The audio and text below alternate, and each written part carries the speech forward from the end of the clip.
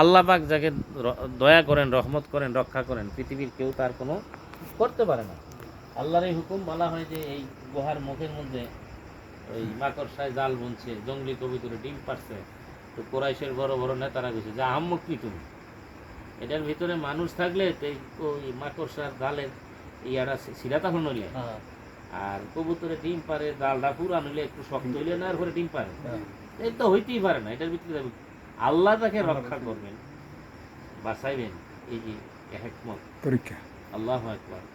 তাহলে এইভাবে শত্রুরা এই যে কথা কইতেছে, এত কাছে গেছে, একজনের পেশাব করতে হয়েছে গুহার মুখে, ভিতরে পাও দেখা যাইতেছে যে বসছে। নবীজির কাছে আমরা বলছি, ইয়া রাসূলুল্লাহ, আমরা তো প্রায় ধরা ফিরে গেলাম, দেখা নিল আমাদেরকে। নবীজি দৃঢ়তার সাথে বললেন, আবু বকর লা তাহজান, সূরা তাওবার মধ্যে আয়াত আছে, লা তাহজান ইন্নাল্লাহা মাআনা, ভয় করো না, চিন্তিত হইও না, নিশ্চয়ই আমরা খালি দুইজন না, আমাদের সাথে আল্লাহও আছে।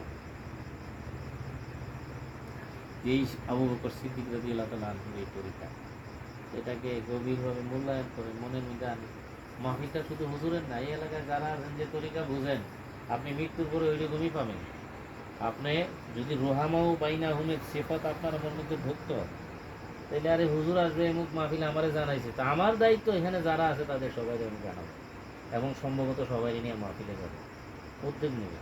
বাধা তো আসবেই, সৎ কাজে শত বাধা। একটা কথা শোনেন না আপনারা, অসৎ কাজে বাধা নাই, আরো শয়তানে আগুয়াই দেয়, যা যা যা।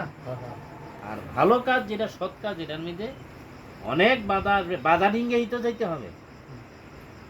কারণ বিদেশ যাবে ফ্লাইট, ঝড় বৃষ্টি তুফান শুরু হয়েছে, ফ্লাইট বন্ধ করে পাই তাই থাকতো না, যাইতো না তো টাকা যাবনি, ঝড় বৃষ্টি লেগে বড় বই থাকবো না, 4 ঘন্টা আগে ভোট দিব, ভিসা মার যাইবো 4 ঘন্টা আগে, আর একদিন আগে ভোট দিব, একদিন আগে ভোট দিব। তাইলে ভিসাটার আর বিদেশের এটার গুরুত্বটা কত বেশি হইল। আর এটা মাগনা জিনিস তো, কথা মনে নিয়েন না, এটা প্র্যাকটিক্যালি মৃত্যুর সাথে আজরাইল যখন আসবে তখন বুঝবেন। যত বেড়াগিরি, ক্ষমতার দাপট, যত রঙিন স্বপ্ন আমার হোক আর আপনার হোক, আমি কাউকে টার্গেট করে বলছি না, আমিও যদি এরকম রঙিন স্বপ্ন দেখি যে আমার বাসে বাসে জীবনটা আমি এইভাবে চালাই, এইভাবে ভেবে চইলা এইভাবে সুখে চলে দেবো, আল্লাহ তোমার টার্গেটে হবে না, এটাই সঠিক। আমার ছেলে জাকারিয়া জানাইলো গতকালকে, ওর সাথের এক বন্ধু, তার বাবা মারা গেছে বাংলাদেশ ঢাকায়, ওনার 2 ছেলে জাপান থেকে, আরেক মেয়ে লন্ডন থেকে। বাবা সেনাবাহিনীর অবসরপ্রাপ্ত, সুস্থই, বড় ধরনের কোনো রোগ টুক নাই, হঠাৎ করে বাথরুমে পড়ে স্ট্রোক করে ইন্তেকাল করছে। উনি ডাক্তারের কাছে নেওয়ারও টাইম পায় না। পৃথিবীর সময়, একজন আরবিল পার্সন কিন্তু আমতেন আমার মতো সাধারণ না, তারা জীবন আচরণ বুঝে, সিস্টেম বুঝে। তো যে যতই বুঝুক, আমি বুঝি আর আপনি বুঝি, আমার আপনার বুঝ আর সিস্টেম অনুযায়ী কি আমরা জীবন শেষ করতে পারবো? আমাদের রুটিন অনুযায়ী আমরা যেতে পারবো না। আল্লাহ যেভাবে চান সেভাবেই নিয়ে যাবে, আমাদের থাকতে পারবো না। একটু প্র্যাকটিক্যালি প্রমাণ করেন জিনিসটা, প্রমাণ করেন। মাহফিলের দিন আগেই চলে যান, তাইলে একটা তরিকা প্রচার প্রসারের প্ল্যাটফর্ম হবে। আমরা আব্বা হুজুরের দুনিয়া থেকে চলে যাওয়ার সময় যেই কথাগুলো আমরা শুনছি, যে আব্বা হুজুরের, আমি সঠিক খলিফার সংখ্যা জানি না, 60-70 জন হয়, যা হোক, তখন আমাদের যে হাকিমাবাদের শামীম আক্তার কোচি হুজুর, ওনাকে বাংলাদেশের হাকিম আহমদ খানকে এবং ক্যাম্বোডিয়ার হাকিম আহমদ খানকে দায়িত্বের ব্যাপারে বলতেন। উনি নিজেই বলতেন, উনি আব্বা হুজুর ইন্তেকালের পরে সর্বপ্রথম যে মাহফিল করছেন বক্তব্য শরীফ, সেই মাহফিলে এই কথাগুলো বলছেন। এবং আব্বা হুজুরকে স্পষ্টভাবে আলাদা করে জিজ্ঞেস করা হবে, তাহলে আব্বা হুজুর আপনার অবিকল স্থলাভিষিক্ত কে হবে? তখন আব্বা হুজুর বলছেন যে এটা তো আল্লাহ পাকের খাস দান, আল্লাহ তাকে দান করে সেই হবে। এইখানে একটা কথার গভীরতা আছে। আব্বা হুজুরের জীবদ্দশায় আমাদের এত খলিফা থাকা সত্ত্বেও সরাসরি ওনার স্থলাভিষিক্ত হওয়ার মতো যে পরিপূর্ণ যোগ্যতা তখনও অর্জিত হয়নি। এটাই চরম সত্য, যে এটা মানতে যার অসুবিধা হয় তার জ্ঞানের মধ্যে বিভ্রান্তি আছে, ভুল আছে। পীর মুর্শিদ ওলি আল্লাহরা সঠিক, যারা আল্লাহর খাস বন্ধু, তারা সঠিক সত্য কথাটাই বলে যান। এখন আব্বা হুজুর চলে গেছে, এখন আমরা যে যেখানে আছে পুরাতন মানুষ নিজের চিন্তায় যায় যে হক্কানি পীর পাইছি, তরিকা পাইছি, কিন্তু আপনি পীরের তরিকা এবং নাজরত কতটুকু শক্তিশালীভাবে ধরছেন, কতটুকু অনুসরণ করেন। উনি চলে যাওয়ার পরে উনি যে এগুলি বলে গেছেন সব বিরানপুর মাহফিলে অনেকবার বলছেন যে নিকটস্থ খলিফা এবং খানকার সাথে যোগাযোগ এবং ঘনিষ্ঠতা রাখা হইলে আমার সাথে রাখা হবে। তো আমরা তো বিভিন্ন জায়গায় এখন প্রতিষ্ঠান হয়েছে, বিভিন্ন জায়গায় থাকি, সময় দিতে হয়, এটাই এখন কাজ। আল্লাহ পাক দয়া করে কবুল করেন।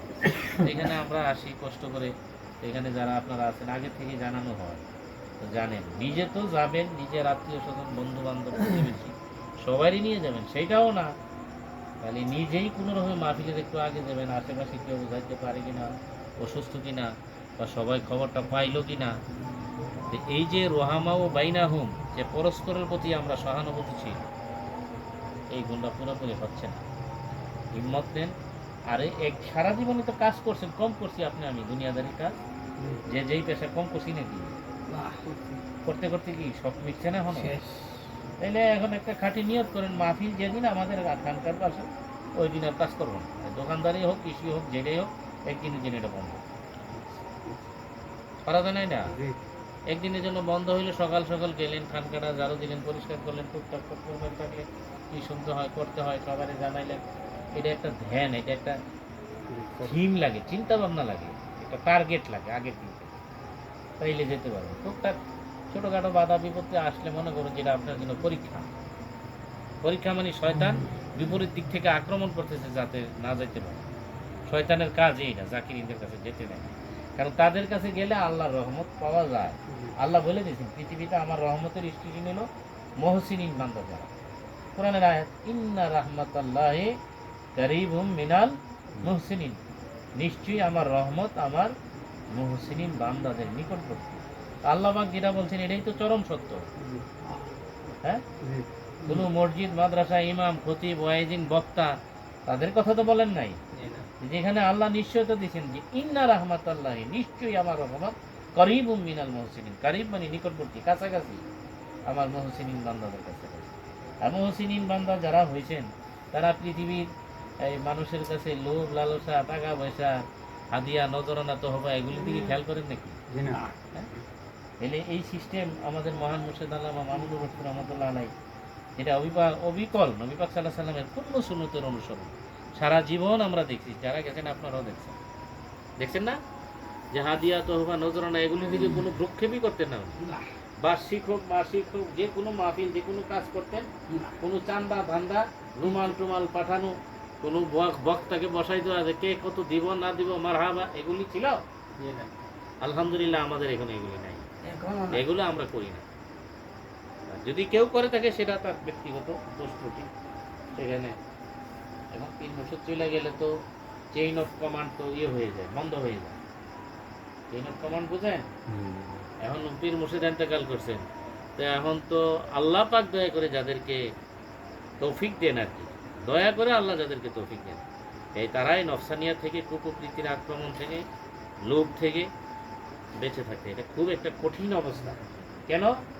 কারণ পীর মুর্শিদ জীবিত থাকতে সব খলিফার একটা ভয় ছিল যে আমার কোনো ফল্ট বা দোষ যদি আব্বা হুজুরের কাছে যায় তাইলে তো আমার এজাজত খেলাফত উনি কেটে দিতে পারেন, স্থগিত করে দেবেন। তাইলে উনি চলে যাওয়ার পরে এটা এখন একটা ভয়ের কারণ হয়েছে না। এই জন্যই বলছি আল্লাহ পাক দয়া করে যাদেরকে কবুল করেন তৌফিক একমাত্র তারা পাচ্ছে।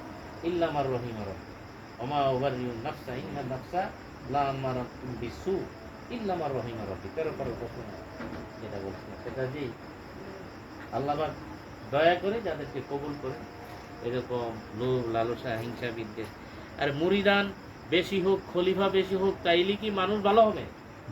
খলিফা যদি সেই হিম্মতদারি, নেজবতদারি না হয়, একজন যিনি আরেকজন মানুষকে দ্বীন তরিকা শিক্ষা দিবেন, তিনি যদি পরিপূর্ণ ফয়েজ নিয়ামত যদি অর্জন না করতে পারেন, তা একজন আরেকজন নাপাক অসুস্থ মানুষের কলবের গুনার ময়লা এগুলি দূর করতে পারবে?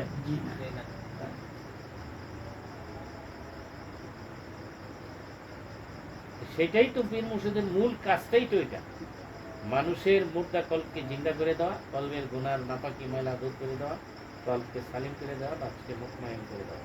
এবার যে কোনো হক্কানি কামেল পীর মুর্শিদ, যিনি কামেল পীর মুর্শিদ, যিনি হক্কানি আল্লাহর ওলি, তিনি আসলে মনে প্রাণেও চান না যে খালি সব মানুষ আমার কাছে আসলেই আমার কাছেই ফুল ফয়েজ নেওয়া। এরকম থিম চিন্তা ভাবনা এটা সুন্নতের খেলা। এটা স্পষ্ট ব্যাখ্যা করছেন মামুনুর রশিদ রহমাতুল্লাহ এবং এইরকমভাবে নিওয়াজ করছেন, আমাদের কায়মপুর খানকা তৈরি করছেন যে আপনারা কেউ ইচ্ছা করলে এখানে বায়াত হইতে পারেন বা অন্য যে কোনো জায়গায় হক্কানি আল্লাহর ওলির কাছে আপনারা বায়াত হইতে পারেন, বা এখনও হইতে পারেন, পরেও হইতে পারেন। এখানে আমাদের খানকার খাদেম আছে, ওনার মাধ্যমে হইলে হওয়া হইতে পারে, বা এইখানেই যে হইতে হবে, অন্য হক্কানি কোনো আল্লাহর ওলির কাছে হওয়া যাবে না এরকম কোনো শর্ত বা এরকম কথাবার্তা উনি বলেন নাই। ওনার আচরণে কথায় ওয়াজে আমরা এটা পাই নাই। ঠিক আছে, যারা হক্কানি আল্লাহর ওলি পীর মুর্শিদ তাদের থিম চিন্তা ভাবনা ধ্যান এরকম আমরাও মনে প্রাণে চাই। এই খাস মুজাদ্দিদিয়া তরিকা এই এলাকায় সারা দেশে বিশ্বব্যাপী ব্যাপকভাবে প্রচার প্রসার প্রতিষ্ঠা আল্লাহ পাক দয়া করে দিন, আল্লাহুম্মা আমিন। এবং তার যোগ্য যে খলিফারা আছেন দৃঢ়তার সাথে যারা তার এই পুণ্য সুন্নতের অনুসরণ করেন, আল্লাহ পাক তাদের সবাইয়ের কাজে পরিপূর্ণ গায়েবী মদদ দান করুন, আল্লাহুম্মা আমিন, আল্লাহুম্মা আমিন। আজকের আমাদের আলোচনা মাহফিল এখানেই শেষ। এখন এশার নামাজ হবে, তারপরে তবারকের ব্যবস্থা আছে, সবাই তবারক।